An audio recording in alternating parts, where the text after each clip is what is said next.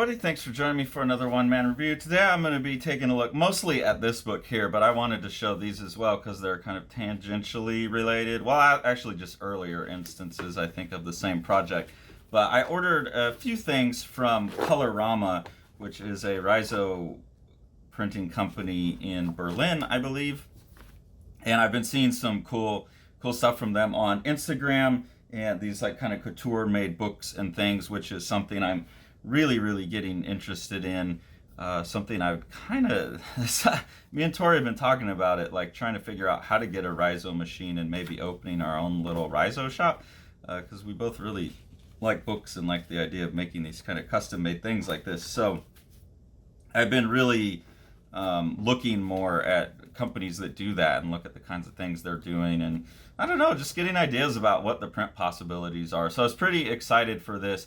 So I bought a bunch of stuff, and they have the Clubhouse. This is Clubhouse 14, and then these little books were part of Clubhouse, but they would come in like a little, there would be like maybe 6 of them in a little plastic pack. Sorry, I took it all apart. And then they come, and all of these are collaborations where you have, and this is how the Clubhouses work too. You have one person making a comic, and then another person does an illustration. And so these early ones had this interesting like cutout. Actually, this is a really nice kind of comic / illustration on the inside here. So you get like this poster that unfolds. Now, in terms of having a poster, this is a pretty crappy poster because it's got a big hole in the middle and it's all folded up. So I don't quite get this format it seems like this is what they were doing to get started because it was cheaper. And with these, it's pretty hard to go through because they were all, the comics are like 4 pages, basically. Well, no, I guess 8 pages a piece. They're really short. Some of the art's pretty cool, but like this one right here, I really like this, what they're doing with the colors here. So that one is by Devora Levanda. This one here, I like what they did with the colors as well. And you basically have both artists constrained to the same color palette, it looks like, because when this goes through the Rhizo machine, that's the inks that they're using. Again, some really nice colors, and there you get that Rhizo yellow that's hard to beat. But it's hard to, this one's also nice. You can see that there's that image functions a little differently depending on how it's folded or unfolded. So these are interesting little experiments, but I'll be honest, you read through them so quick, and I don't have a memory of like a single one that stood out to me, just because they're short, not because of any failing of any of the artists or anything. But it was just, I don't think anyone really like said, okay, I can like really land a story within 8 pages. And then the format of it's strange. So that's something that they're experimenting with. I really like that one too. That's got nice art. That's Chun Hua Huang. But some really nice cartooning and the use of shape and stuff there. So these are interesting. They still have some of these left on their site for people who are interested more in experimental production stuff, and like little zines and whatnot. Those are pretty cool. I think also when you're working in this kind of thing, you're limiting how impactful you can be potentially. So then this Clubhouse number 14 here is pretty cool because now we've got it in a book, and the artists have a little bit more room to actually work on it with a comics page instead of just kind of each page is like a one page spread or whatever. So this is an anthology, and I'll just go through and show a bunch of the different artists, just show like the kind of my favorite page from each artist, I guess.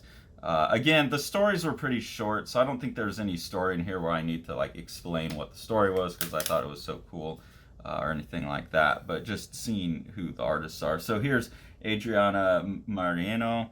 Really like these little bursts of yellow with this like very sparse kind of mark making. Reminds me a bit of Andrew White or Olivier Schrauen or something like that. And just the breakdown into the abstract right here, as it said, I think I could say my happiest memory is that, and then they just go into like this more abstract mental space there. Really think that's a beautiful page. Vincent Longhi is someone, I've got one of his books, Insula, I think is what it was called. Someone who really seems to be playing with comic form a lot, as well as the risograph. So really obviously a master of like making imagery with the risograph that's intended to be printed in this format. Someone who is really an artist of this print medium. So I find that really compelling. A great composer, each one of these is composed, but then also as a comic artist is really interesting because this combination of words and pictures is really complex in this, where you have basically like a script here, and then you can like abstractly relate that to the images over here as you will, and then there's some really nice sparse cartooning, like some notes that someone was making almost on the script itself. And so there's a really, like I said, like a complex closure requirement from the viewer to figure out how all these parts relate to each other. And I've seen, you know, these types of strategies in comics before, but never used in this way. It feels very fresh and almost not a comic, you know. It feels a little bit more like magazine or book design, and I like that. I like seeing like Ryan Hughes coming from the book side towards comics and people from the comic side coming towards books. And I think there's still a lot of ground in the no man's land between those things that we're going to start seeing get explored in much more interesting ways in the next like maybe 10 to 15 years or so. And I'm really excited about that. I wish I had more to do myself in that realm, but I just don't have ideas there. Here's Kyle Canyon. Again, someone who I think is really using the risograph technology and medium very well in terms of constructing images and constructing color combinations and using the textures that are natural to the print process to get some compelling images. More like illustrations, less like a comic, but that's cool. This is Barstad Solvang. This is interesting to me because it looks like someone who's a watercolorist, and then they're figuring out how to reproduce this in the risograph. I don't know, though, if this was done with the riso process in mind. I'm assuming so, because my understanding of these clubhouses is that Colorama basically runs a 1 or 2 month residency in the summer. Artists will come and collaborate, learn about the riso process, make these comics for this anthology. So whoever was, Anne Barstad Solvang was making this with knowledge of the riso process, but I don't know if it was like, okay, well, here's the colors that I'm going to print with, and then I'm going to watercolor with them, like get those inks and watercolor with them, or if there's ways to just scan a watercolor and translate it over, I'm sure, in Photoshop to prep it. So I don't know what this is. I like the idea that since riso has unique inks, that you could get matching inks and then construct your art that way on pieces of vellum or so. I don't know. I don't know how you would do it, but it's an interesting idea to me. This is Elsa Klée. Really enjoyed this one, especially when the color gets introduced here, where you have this woman telling a story, and then we're looking at these compositions there. I think that's always a fun strategy, you know, combining black and white and color and seeing how an artist shifts in and out. And again, because the risograph is a little bit more tactile in the way it sits on the paper, these look more like actual framed prints or something than an image of a framed print. It actually feels like they're almost tipped in or something like that, and I quite like that. Here's a Heather piece by Heather Loase. Sorry, Leather Hose. This is done by a Leather Hose. Now, this is another one where it looks like watercolors and crayons or markers or something like that. And so I think, again, maybe this is just being translated through a typical 4-color process and then just printed with riso. I'm not so into riso things that are printed that way because they don't seem to address the medium. And in that sense, you might as well just go, like, if this is stuff that's all painted with markers and stuff that needs to be printed in CMYK, you might as well just do it on an offset litho. I get that the riso adds its own textural quality to it, but I think the stuff that I like most with the risograph is the stuff that really obviously is taking advantage of the look that the risograph produces. That seems like the most obvious reason. Or really taking use of like those colors, you know, those intense colors that you can get. This is also a very strange story where basically Heather, the artist, is just imagining a high school where all of her crushes want to get with her, and her celebrity crushes aren't just certain celebrities, it's celebrities in particular roles. So it's like the hot priest from this one movie, Ronnie from Jersey Shore, the Hobbits, not the people playing the Hobbits, but the Hobbits themselves, and Spike from Buffy the Vampire Slayer, not that actor. So there will be things like that in here where it's like this actor in that role, and she's going through. There's a bunch of them there, but I don't know. It's just a weird, like little self, like here it's not just Seth Green, but Can't Hardly Wait era Seth Green. So strange, funny little story. It definitely made me laugh. This Karla Paloma, this is some of the most disturbing, disgusting art I've seen in a while, but it's impactful and very well done. It's about this strange frogman creature. Here we have a piece by Marlena Synchyshyn, I think is how you would say this. A strange little piece about just like anti-property and classist politics. I do like the look of how this sets on the paper. Like, this is one of those ones I was saying that's very obviously made with like what risograph can do in mind, and I like that quite a bit. The drawing itself is pretty like crude cartooning, but I think that has a pretty powerful communicative impact to it. It communicates real clearly along with the text what the artist is trying to say. And I think risograph, because of the colors, and if someone's like a good designer, I think there's some design things going on, like with how the balls are placed and things like that, just the rhythm of how the panels are broken up, that these are well designed images and they're designed for the technology. So even in my eyes, like the drawing's not pleasant to look at. I think the design is pleasant to look at, and so that works. And I think a lot of artists are able to use risograph to that effect. They're able to maybe what's the best way to put it? Like people who aren't draftspeople, that's not their thing. They're designers. They're not sitting around drawing. I think they're able to use the risograph to kind of cover over the flaws in their drawing, because it allows them to lean on the skill that they do have a lot. And that's what this feels like. And I like that about the risograph. Like, for a comic to be effective, it doesn't have to be well drawn, but well designed really helps. And so I think this comic is a good instance of that, where the design is powerful enough to keep me going. This is by Ibticem Larbi, I think is how you pronounce it. Really like the drawing style in this one quite a bit, like this nice clean line and then all the darks filled in scratchy like that. Has a very elegant look to it. This is Whitney Bursch, someone who again I think is using the feel of the risograph very, very well. I really like the combination of the black and white and color. And this, I think, was my favorite story in the thing. So you have this story about someone basically sculpting their bonsai plant and building their little bonsai garden. And the whole time, and this is someone who really takes advantage of like the difference between color and black and white as well for design purposes, is going through and comparing the dull inside of the house to the colorful world outside. And that this poor little bonsai plant that's stuck in the house and being cultivated and cared for and all of this stuff is actually just stuck inside saying, I hate it here.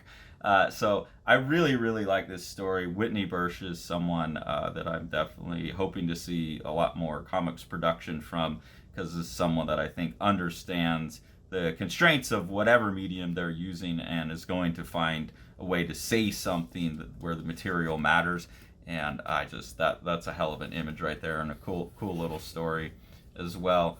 Really like the way this one looked. Don't know what the story was about. The artist just goes by the initials JG, but pretty cool look there. And again, the risograph is coming through on there, keeping it looking like a pencil. That's one thing I like that the risograph does really well. Also, this Nygel Panasco is using it to reproduce the look of pencil work as well. Because it's a stochastic screening, you know, it's randomized dot patterns. It really matches the look of like particle, like right here where the pencil's just like colored up on there, like the artist is just smoothing the pencil down.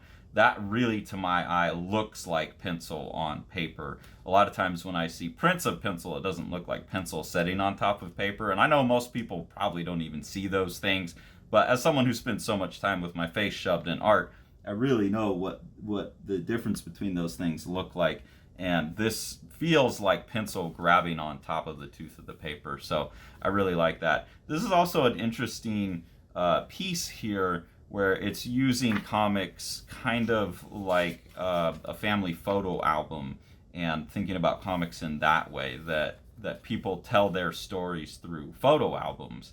And I've always thought that that's something that comic scholars, people like Scott McCloud, formalists who are really exploring what comics are, have overlooked. Scrapbooking and photo albums, I think, are the kind of every person, or at least you know, in American society, tend to be more a feminine thing for some reason. But I think those are two comic, you know, mediums that are related to comics, or kind of practices that are related to comics, that we really overlooked. So I think it's cool to see someone leaning into that. It's inspiring. It's something I've always wanted to try to do, but never really had the right idea for it. So cool to see people doing it. Julia Bates, again, someone who's really kind of taking advantage of the Riso look, mixing that with what looks like kind of a colored pencil approach. And again, I think Riso is pretty perfect for that, especially if you could get like a color pencil palette that matched your ink palette. You could probably prepare some pretty cool combinations of colors and stuff that way. So really like this. This just has a kind of charming fantasy quality to it. All of this Riso stuff just, it, to me, is opening up possibilities for the way comics could look. And this is Momo Gordon, so a little bit more poetic, reminds me a little bit of like how David Mack would make you spin the book in Kabuki. My memory of Kabuki, it's been a long time since I've read it, is that the spinning oftentimes had narrative purpose to it. This is more compositional purpose, but the compositions are really quite nice. And then when you get down to some actual cartooning and comics art, just some really beautiful like calligraphic brushwork, and again, something, this textural material quality of this artist's work reproduces really well with the risograph. So a lot of artists in here that I'd never heard of, people that I don't know if they're really committed to comics long term. I think a lot of these people are just artists and illustrators that are doing comics as part of this residency with Colorama. But a really interesting product. And I think Colorama's doing some really interesting things. So I have a couple more videos with some more of their stuff coming up soon. But if you can, get yourself a copy of these things while they're still out there, because I think they're kind of running out fast. They had to replace. I had ordered one thing that they didn't have, and they just replaced it with something else. So I think this is probably something that won't be around for much longer. So go grab yourself a copy. It's a really cool book, and the newer ones are even better. We'll get to those. So this is definitely an endeavor that I think is worth our audience supporting, because it only gets better from here, and it's only making comics, the medium we love, better. So please give this support. If you enjoy what we're doing here on the channel and want to support us, there's two ways to do that. The first is through our Patreon. We have two different tiers of engagement on Patreon. The first tier just is early access to our videos. At the second tier, you get exclusive previews to some of the books that Sean and I are working on, our private artwork, the graphic novels we're working on, as well as the ability to participate in our ongoing webcomic experiment, Pronede, where you can vote and help control what happens with the story. We really appreciate that. The money that we get from Patreon helps us buy the books that we review, keep this whole thing rolling, so just put it back into the community.